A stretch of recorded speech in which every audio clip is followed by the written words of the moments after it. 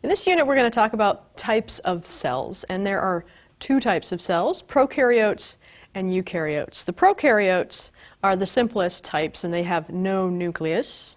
Eukaryotes have a nucleus. All living things are either prokaryotic or eukaryotic. In this picture here, we've got a prokaryotic bacterial cell. In this picture here, we've got a eukaryotic cell from an unknown organism. Prokaryotic cells are either bacteria or archaea, and these are the most ancestral living things. Like all cells, they have a cell membrane and cytoplasm. Some of them even have cell walls. But unlike most eukaryotic cells, they have no nucleus and no organelles. So eukaryotic cells have a nucleus and organelles.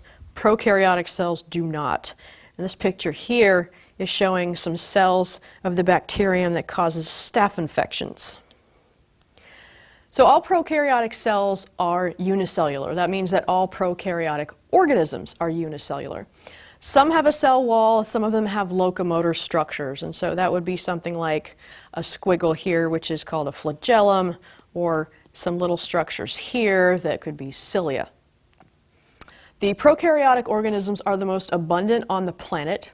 Some of them are helpful and actually essential for human existence, and the ones that live in your guts are a good example of those. Some of them are harmful, obviously. Everyone knows what a bacterial infection feels like. So they serve many different functions. They come in many different shapes. You've got little circles, you've got ovals, you've got squiggles, all kinds of things. All of them are very, very tiny. And this is a great picture here of Borrelia burgdorferi, which is the bacterium that causes Lyme disease. All of this squiggly thing here is one bacterial cell, and these are human blood cells. Eukaryotes include the more conspicuous organisms on the planet, organisms like animals, plants, fungi, protozoans, etc. This picture here is of a very interesting organism called Plasmodium. This is a protozoan parasite that causes malaria. This is all one cell, and it is eukaryotic. Eukaryotes evolved from prokaryotes, and like all cells, they have a membrane and cytoplasm. Unlike prokaryotes, eukaryotic cells have internal organelles, including a nucleus and mitochondria, and they have DNA that's in a nucleus. So prokaryotic cells have DNA, but it's not protected within a nucleus, which is an important distinction. Some eukaryotes have cell walls, some of them have locomotor structures, others don't.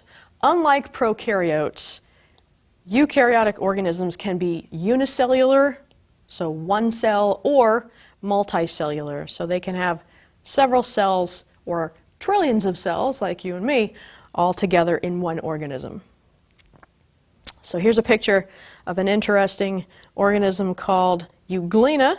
This is a eukaryotic single-celled organism that has an eye spot right here, many, many little chloroplasts right here, which we will talk about at another time, and it actually has this flagellum here, which is a locomotor organelle. So make sure you understand the difference between a prokaryotic and eukaryotic cells and examples of organisms that are of each type.